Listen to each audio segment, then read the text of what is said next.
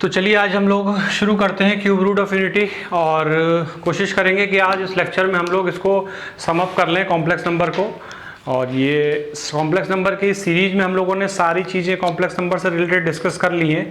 तो आज ये लास्ट टॉपिक है हमारा क्यूब रूट ऑफ यूनिटी। तो आज इसको डिस्कस करते हैं कि क्यूब रूट ऑफ यूनिटी होता क्या है और इसकी जो प्रॉपर्टीज़ उस पर बात करेंगे और इससे रिलेटेड किस तरीके से क्वेश्चन आ सकते हैं उस पर भी हम लोग बात करेंगे।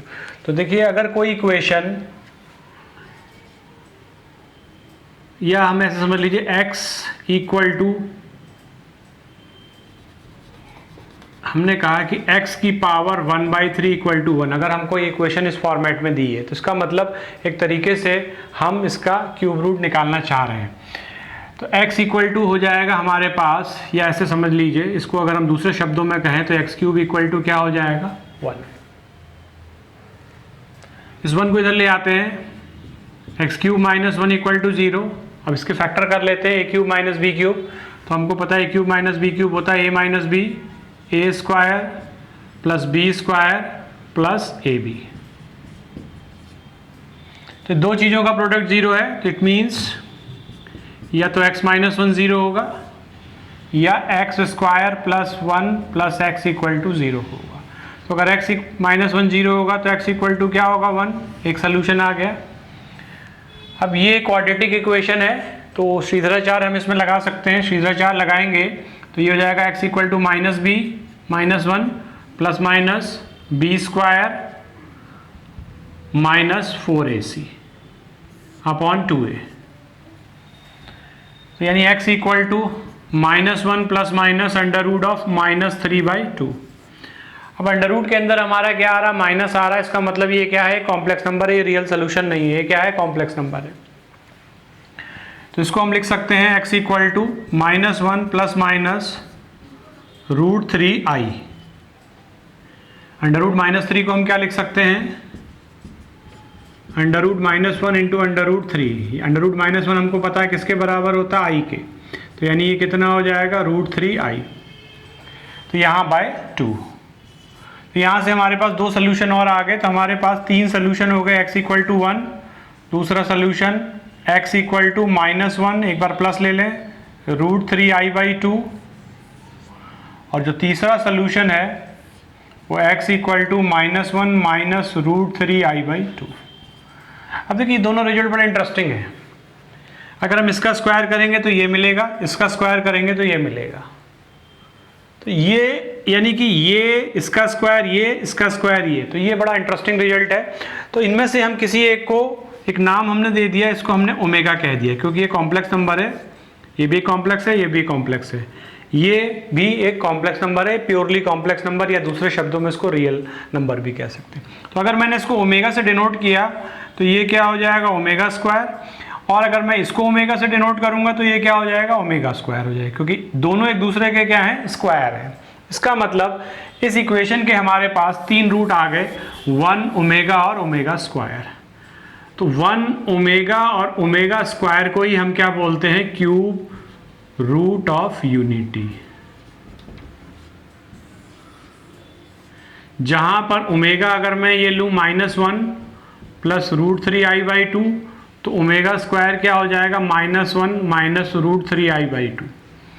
और ये ओमेगा लेने के लिए फ्री हूं, अगर मैं इसको माइनस लूंगा तो ओमेगा स्क्वायर क्या हो जाएगा, प्लस हो जाएगा। आप किसी को भी ले सकते हैं, ओमेगा मान सकते हैं। अगर ओमेगा आप माइनस वाले को लेंगे तो प्लस वाला क्या हो जाएगा, ओमेगा स्क्वायर, और अगर ओमेगा प्लस को लेंगे तो ये क्या हो जाएगा, ओमेगा स्क्वायर माइनस वाला। तो ये चॉइस आपके पास है कि आप किसी एक को ओमेगा ले सकते हैं, तो दूसरा वाला अल्टीमेटली अपने आप क्या हो जाएगा, ओमेगा स्क्वायर, क्योंकि हर ये नंबर इसका स्क्वायर है और ये नंबर इसका स्क्वायर है, क्योंकि इसका स्क्वायर करेंगे ये मिलेगा, इसका स्क्वायर करेंगे मिलेगा। तो किसी को भी लेने के लिए आप फ्री हैं। तो इन 3 नंबर्स 1 ओमेगा और ओमेगा स्क्वायर को हम क्या बोलते हैं, क्यूब रूट ऑफ यूनिटी बोलते हैं। अब बात करते हैं इनकी प्रॉपर्टीज पर। प्रॉपर्टीज काफी इंपॉर्टेंट है, उस पर हम बात कर लेते हैं। उससे रिलेटेड क्वेश्चंस हर बार एग्जाम्स में जरूर आते हैं, क्यूब रूट ऑफ यूनिटी से रिलेटेड। जस्ट आपको प्रॉपर्टीज पता होनी चाहिए कि प्रॉपर्टीज क्या है, और उसके बेसिस पर हम ये सारी चीजें कर सकते हैं। अब देखिए property number 1 plus omega square, अगर हम ऐड करें तो देखिए क्या आएगा, 1 plus -1 plus √3i/2 -1 minus √3i/2। ये और ये कैंसिल हो जाएंगे, ये हो जाएगा 1 -1 -2/2 यानी -1, यानी क्या आ गया 0। तो हमारे पास यहाँ से एक प्रॉपर्टी आ गई 1 + ω² इक्वल टू क्या आ गया 0। तो 1 + ω² क्या हो जाएगा 0 हो जाएगा। ठीक है, सेकंड प्रॉपर्टी देखते हैं। अगर हम इन दोनों को मल्टीप्लाई कर रहे हैं, ध्यान समझिएगा, तो ये हो जाएगा ω² × ω -1 माइनस √3i/2 -1 प्लस √3i/2। तो ये हो जाएगा ω3। अब ये a माइनस बी और ये a प्लस बी, ये a हो गया, ये b, तो यानी a² - b² हो जाएगा। तो -1 का स्क्वायर 1 माइनस √3 का स्क्वायर 3, i² नीचे 4। i² की वैल्यू आप लोगों को पता है कितनी होती है -1। तो ये हो जाएगा 1 + 3/4 यानी कि अल्टीमेटली 1। तो यहाँ से एक दूसरा इंपॉर्टेंट रिजल्ट निकल के आया कि ω³ क्या हो जाएगा 1 हो जाएगा। तो ये दो बेसिक प्रॉपर्टी 1 + ω + ω² 0 और ω³ क्या हो जाएगा 1 हो जाएगा। अब बात करते हैं कि ω की पावर अगर हायर पावर है तो देखिए ω³ 1 होगा तो ω की पावर 6 भी क्या हो जाएगा 1 हो जाएगा, ω की पावर 9 भी क्या हो जाएगा 1 हो जाएगा। इसका मतलब ω की पावर r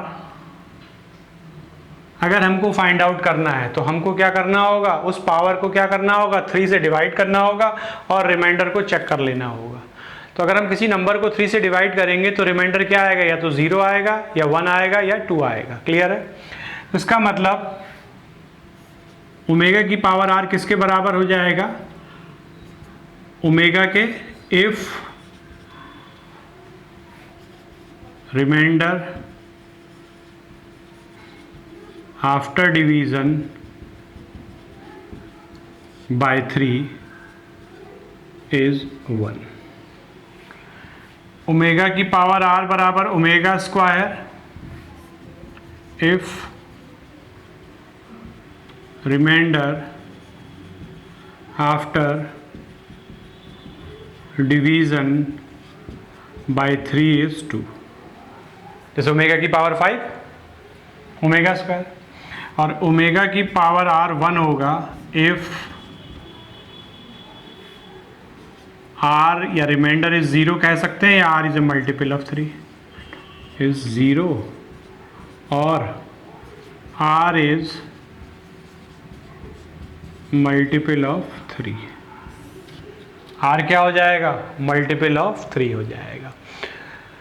तो ये एक तीसरी प्रॉपर्टी है कि भाई अगर ω की हायर पावर्स आपको कैलकुलेट करनी है तो किस तरीके से हम इसका रिजल्ट आएगा। तो ω की पावर r कुछ भी पावर होगी, या तो 1 होगा या ω आएगा या ω² आएगा। ये डिपेंड करेगा कि अगर हम उस पावर को 3 से डिवाइड कर रहे हैं तो हमारा रिमाइंडर कितना बच रहा है।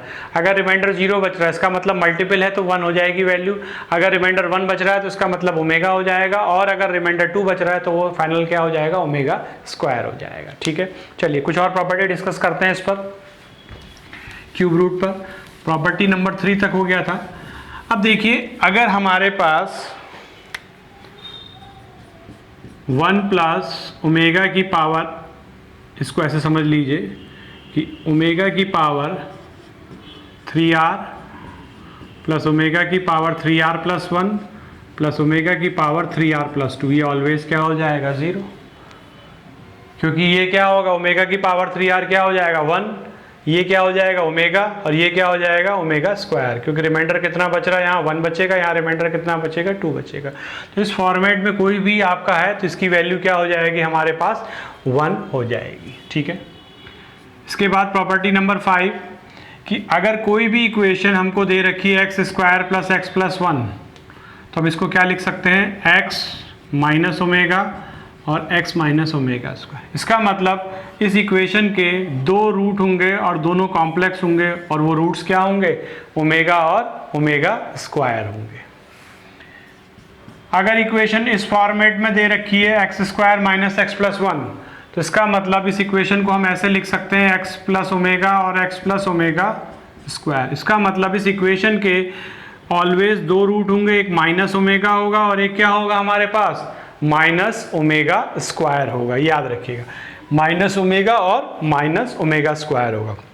ये इक्वेशन आपको कहीं पर भी मिले तो डायरेक्ट स्ट्रेट अवे आप इसके रूट लिख सकते हैं, ओमेगा और ओमेगा स्क्वायर, जहां ओमेगा क्या होगा -1 माइनस √3i/2, तो ओमेगा स्क्वायर क्या होगा -1 प्लस √3i/2, या अगर ओमेगा को हम -1 प्लस √3i/2 लेंगे तो ओमेगा स्क्वायर हमारा क्या हो जाएगा, -1 माइनस √3i/2 हो जाएगा।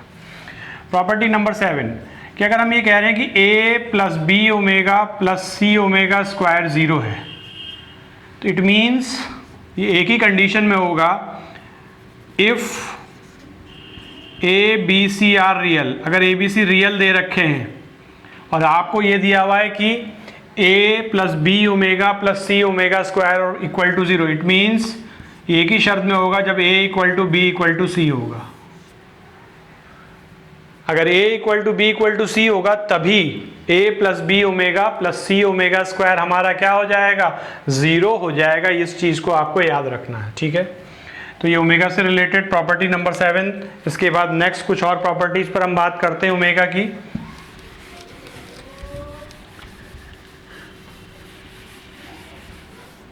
तो देखिए प्रॉपर्टी नंबर 8, 1 ओमेगा और omega square, it always forms an equilateral triangle। इसका मतलब क्या है, इसका मतलब ये है कि अगर हम इन कॉम्प्लेक्स नंबर को आर्गेंट प्लेन में डिफाइन कर रहे हैं तो 1 पॉइंट हमारा यहां हो जाएगा, ओमेगा मान लीजिए दोनों नेगेटिव हैं, तो दोनों नेगेटिव हैं यानी यहां पर कहीं होगा, ये x नेगेटिव है और y हमारा क्या है, पॉजिटिव है, तो यहाँ मान लीजिए कहीं होगा। तो ये जो होगा ऑलवेज क्या बनाएगा, एक इक्विलेटरल ट्रायंगल बनाएगा। इसका मतलब ये एंगल भी 60 होगा, ये एंगल भी 60 होगा, ये एंगल भी 60 होगा और ये तीनों लेंथ हमारी क्या होगी, इक्वल हो जाएगी।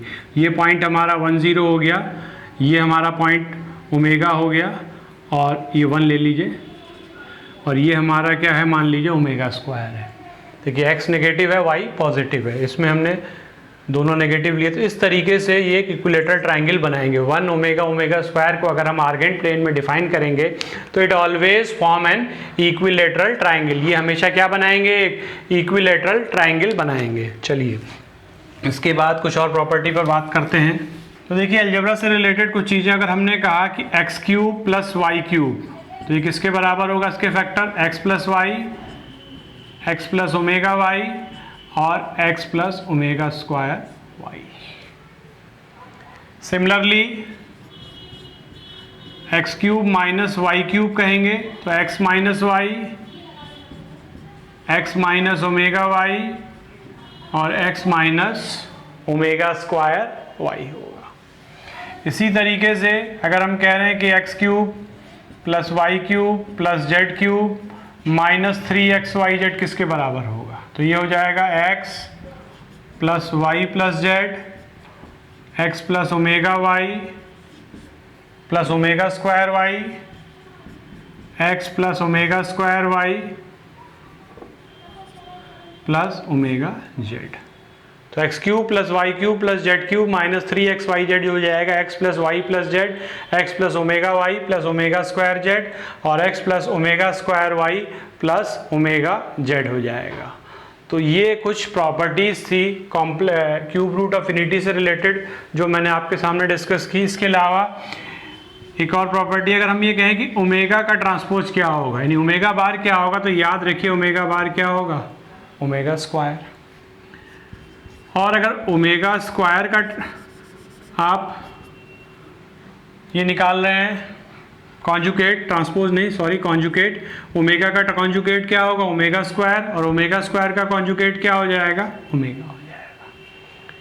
अब देखिए ओमेगा की अगर हम बात करें, ओमेगा की अगर ओमेगा को हम ये कह रहे हैं -1 प्लस √3i/2, इसका मतलब हम इसको ऐसे लिख सकते हैं -1/2 प्लस √3/2i। अब अगर ये पूछा जाए कि भाई इसका मॉडुलस क्या होगा, ये भी एक कॉम्प्लेक्स नंबर है। अगर हम इसके मॉडुलस की बात करें कि भाई मॉड ऑफ ओमेगा क्या होगा, तो देखिए मॉड ऑफ ओमेगा क्या होगा, अगर हम कंपेयर कर लें, ये हमारा x हो गया और ये क्या हो गया, y हो गया। ठीक है, इसको थोड़ा डिटेल में समझते हैं कि ओमेगा और ओमेगा स्क्वायर का मॉडुलस क्या होगा और आर्ग्यूमेंट क्या होगा। अगर ये कॉम्प्लेक्स नंबर है जैसा कि हम कह रहे हैं, तो हर कॉम्प्लेक्स नंबर का एक आर्ग्यूमेंट होता है और एक क्या होता है, मॉडुलस होता है।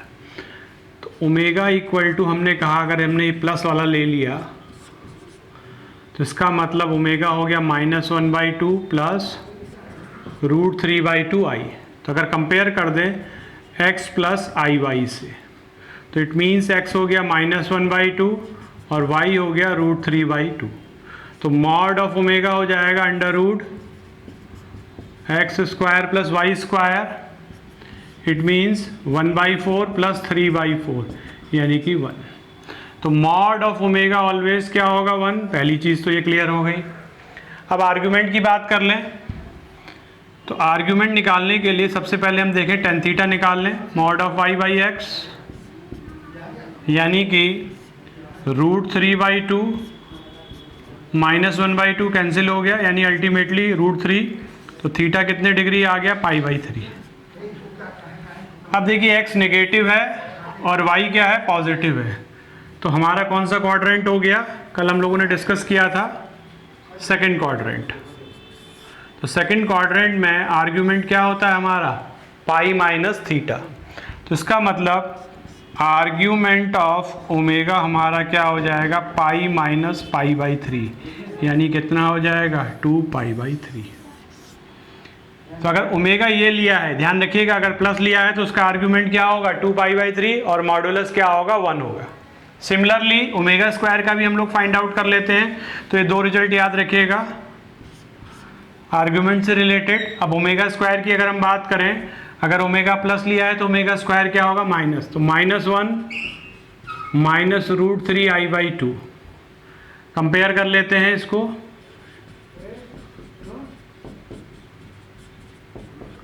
तो ओमेगा स्क्वायर बराबर हम कह रहे हैं अगर x प्लस आई वाई, तो x इक्वल टू -1/2 और y इक्वल टू क्या हो जाएगा, -√3/2। मॉड ऑफ ओमेगा स्क्वायर निकाल लें, √x² plus y²। It means 1/4 plus 3/4। तो कितना आ गया, 1। तो मॉड ऑफ ओमेगा स्क्वायर हमारे पास क्या आ गया, 1 आ गया। क्लियर है। इसका मतलब मॉड ऑफ ओमेगा निकालें, मॉड ऑफ ओमेगा स्क्वायर निकालें, सब क्या होगा, इक्वल होगा। अब आर्ग्यूमेंट की बात कर लें, तो पहले tan थीटा फाइंड कर लें। तो tan थीटा हो गया मॉड ऑफ y/x यानी कि -√3/2 अपॉन -1/2 कैंसिल, यानी कि √3। तो थीटा कितना आ गया, π/3। अब देखिए x भी नेगेटिव है, y भी नेगेटिव है, तो कौन सा क्वाड्रेंट हो गया हमारा, थर्ड क्वाड्रेंट हो गया। तो थर्ड क्वाड्रेंट में x भी नेगेटिव होता है और y भी हमारा क्या है, नेगेटिव है।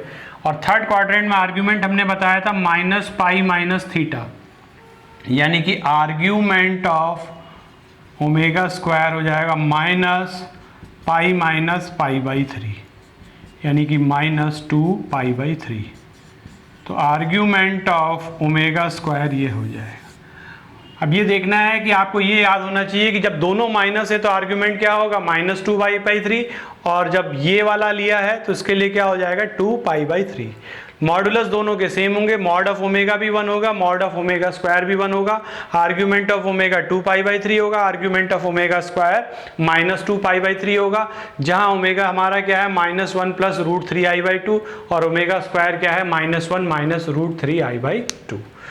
तो this is all about the cube root of unity और उसकी प्रॉपर्टीज। तो आई होप आपको ये कॉम्प्लेक्स नंबर का टॉपिक क्लियर हो गया होगा। बाकी जो भी प्रॉब्लम्स हैं वो हम लोग लाइव क्लास में ऑलरेडी डिस्कस कर रहे हैं। तो अगर कुछ भी प्रॉब्लम है तो आप लाइव क्लास में मुझसे पूछ सकते हैं। Thank you.